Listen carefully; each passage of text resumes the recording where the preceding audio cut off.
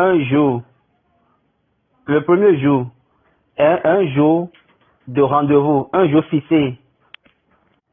Donc, Baba a classifié cela. Il a dit le premier jour, c'est le jour de rendez-vous, c'est le jour fixé.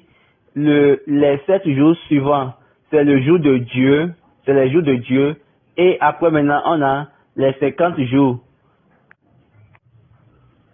Et les 50 jours pour la restauration. Donc, les 3 divisions des 58 jours m'ont donné un sens à moi maintenant. Tous les 50 jours pour la restauration. Le premier jour, c'est le jour que Dieu a fait, le jour de rendez-vous. Autrement dit, le jour fixé. Ça fait un seul jour. Et après, les 7 jours. Et les 7 jours, c'est le jour de Dieu.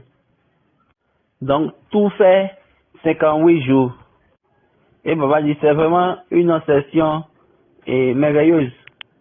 Et tout ça, Dieu a fait. Et il a gardé. Il a commencé par sonner.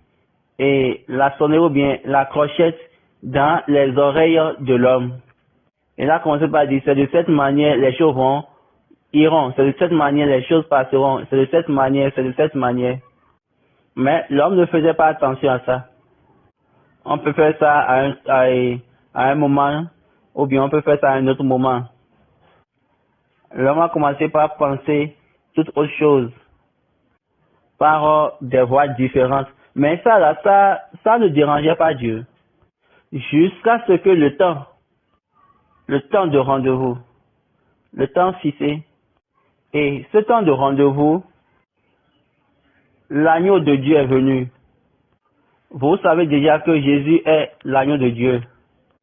Et il est venu pour l'agneau de Dieu. Allons dans Luc chapitre 19.